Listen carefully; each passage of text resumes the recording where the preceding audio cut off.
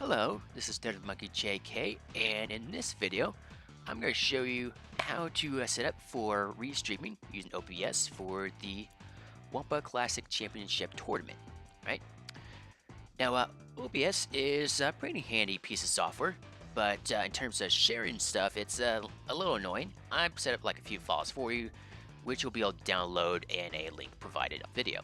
So, to get started, first thing you'll need to know about is when importing and bringing in files like profile, configuration, and scene collections in OBS. They like to use something known as relative file paths, so this means whenever you get the stuff that you see on screen right now, you need to put it in a very specific spot. Otherwise, things like images and other stuff will not load correctly. So the first step is to download the OBS Wumpa Classic Championship zip file. This will contain things like media, OBS settings, and a little setup file.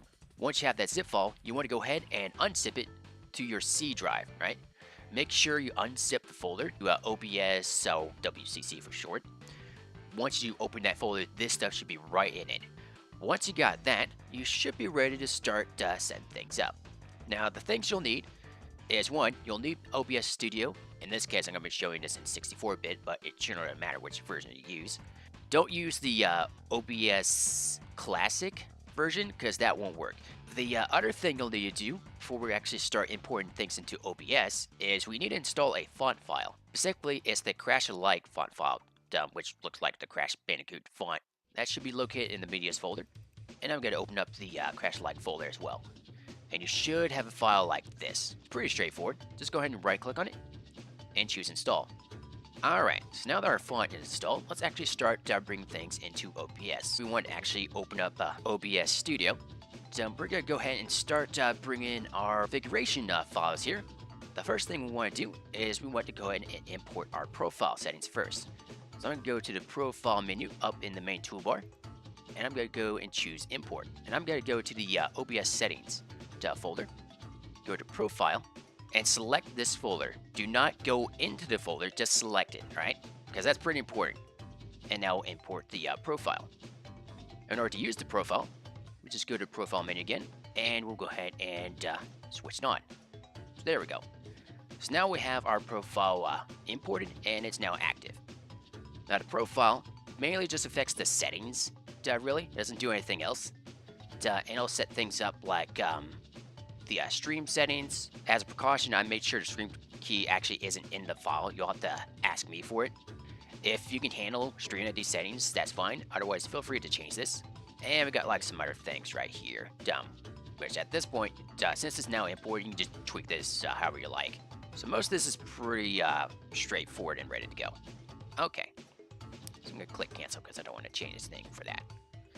So now that our profile is imported and up and running, we want to do the same thing for our scene collection. So to import our scene collection, it's pretty much the same process as importing a profile, except you just import a file instead of a folder. I'm going to go to the scene collection here. I'm going to go to import. I'm going to make sure I navigate to this folder again. Go to OBS settings, go to scene collection, and we want to import this file right here. WCC scenes basic.json. I'm going to go ahead and open it. And now it should be imported. In order to actually start using it, we need to go to scene collection menu one more time. And you should see this option right here. If you don't see it, that might be because there was an issue when importing it. So let's go ahead and check that. And it should switch over to this right here. And if we're seeing this, that means the scene collection has been imported successfully.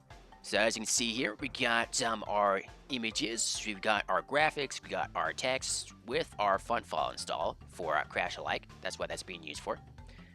And we got all these different scenes that we can switch to. Some are actually videos with like text and graphics, and some are just still images. So you can like tweak like this text here, maybe like racing starts soon, or player A versus player B in this group, this is ejected, that kind of thing. You can do whatever you want here, really. And pretty much you can like quickly flick between all these different scenes here and just, do as you fancy. So now that we got everything all pulled in here and set up, let's go ahead and go over how this thing's meant to work. So these first 4 scenes here are mainly just used as like a starting soon for when like a match is about to start, right? And we also have like, just for variety's sake, like different like themed starting soon screens. So like maybe we have a match starting with like Crash 2 as the game, so you can like throw this one up, just for the fun of it. Kind of get a feel like, oh, we're gonna play Crash 2 now. Get ready. The next one that is similar is the Be Right Back screen. This is when if you're doing like more than one match for restreaming, this is the screen you might want to use when setting it up. And you can mute your Discord audio, your other audio, and like if you really want to, you can like play back music in the background while you're setting things up. So that way, or at least there's something going on like the stream while you're switching things around. And then there's a little extra scene right here in case you want to clarify that you may be having technical issues. So that's just there in case you want to use that. Now the last and actually most important one is this scene right here. This match 2-player scene. Now how this works is that like most of the other ones, we got like things like a background image, we got a header text, we got text for player 1 and player 2, and then we got these two browser sources right here. So if you're not aware or you haven't used these a lot, browser sources are basically just like mini browsers inside of OBS, but like, there's no toolbar, there's no bookmarks, there's no anything, it's just this, right? Our particular case, what we're doing is that we're just pulling in either a Twitch player or a YouTube player, and we're setting it up like this. You're going to be using the Twitch pop-out player, because this gets it set up like this almost immediately. In order to switch these around, in case you want to change like which stream you're pulling in, we can go to either player 1 video or player 2 video, double click on it to edit the properties, and we got this part right here that lets us set the URL. Now in addition, we also have the width and height of the browser source. In this case, since typically the Twitch or YouTube player is 16:9, this is our resolution that will work for that. And there's also this 30 FPS thing here as well. In this case, if you're using the Twitch pop-up player, you can just change the username for like Twitch channel you're using right here as this part of the URL. And it should come in where like the player's muted and it just pulls in that channel. And if they're streaming, it'll start playing immediately. Otherwise, you may have to hit the play button. So all that right now is good to go. But if you have to use YouTube, you can just dump the YouTube URL into the properties, and you can then just hit the full screen button and it'll get it up like this right away. Now, if you need to interact with the browser source, the main way of doing that is to right-click on it and choose Interact. And this will give you a little pop-up screen that lets you actually interact with the web page, like, a normal web browser. Otherwise, the only thing you can do is, just move it around, make it bigger or smaller, rotate it if you know how to rotate it, and that's pretty much it. But if you need to hit the play button for some reason, or mute and unmute, check under advanced video stats to kind of get the latency, the stream, and that kind of thing. What you might want to do, you can see like latency right here, if they're like in low latency mode or normal latency mode, and all that kind of stuff. Basically, you can just right-click on choose interact, and you can do all that stuff right here, right? Now, for YouTube, it's a slightly different scenario where you have to right-click and choose something called Stat for Nerds, and it should display something similar here, right? And since the main challenge we have here is to ensure that the latency between our two competitors here is, the difference between them is fairly low, like, half a second or full second or something like that. This is like a very useful thing to actually check. Anyhow, that's how you can like interact with the browser source as a normal web page. Now, if you need to change like the text here, sort of same story. Double click on it. Set your text here, like for example, I'm gonna use Cool Pro for example. 195. All right. So let's say for some reason it's like Mr. Fraser Films not with a space, 2009. I'm mainly just looking for something that is like super long for your username, just to demonstrate that you can like type it in and it should try to auto resize it for you. I have it set up to do that. Okay, so, and of course you can go just like match group thing right here, change like group A, group D, group F, group X, whatever, and it just should just work. Yeah, that's pretty much the whole setup. Now this is just the basic scene collection we're working in here. If you want the more advanced one, you can import that as well, and you're going to need 3 pieces of software. The 3 pieces of software you'll need is Snaz, that's spelled S-N-A-S. You'll need Voicemeeter, which is spelled with 2 E's, and you'll need VLC player, because Snaz actually works alongside that in order to do things like what music is playing and that kind of thing. In fact, I'll kind of demonstrate that right now. So I'm going to go to this scene collection. Alright, I can show you this thing right here. And you notice I have like 2 additional audio inputs right here. One for Voicemeeter aux, which can be used for music, and one is to be used for Discord audio. Usually if a program gives you the ability to change like what output device it can send things to, then you can basically use Voicemeeter to actually do things like this.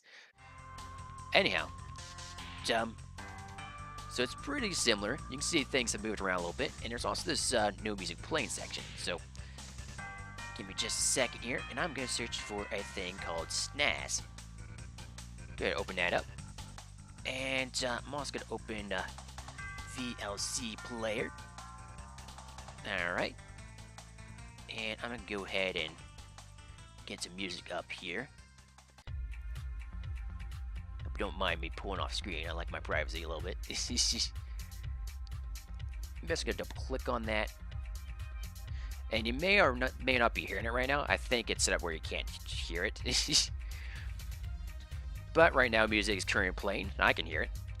And let's see. Let's get a little fancy. I'm going to have it do a visualizer. I'm going to have it do that. I'm going to throw in the other monitor.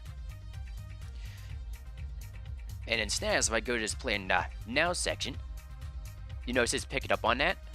It's going to display like this.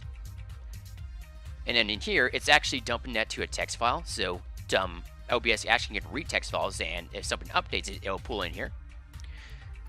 And as you can all can see, the visualizer I set up in VLC player, I'm also pulling in there. So that way I have like something to go a bit more dynamic, not just a static screen. So, you know, just for the fun of it. So this is mainly just visible on the starting soon screens.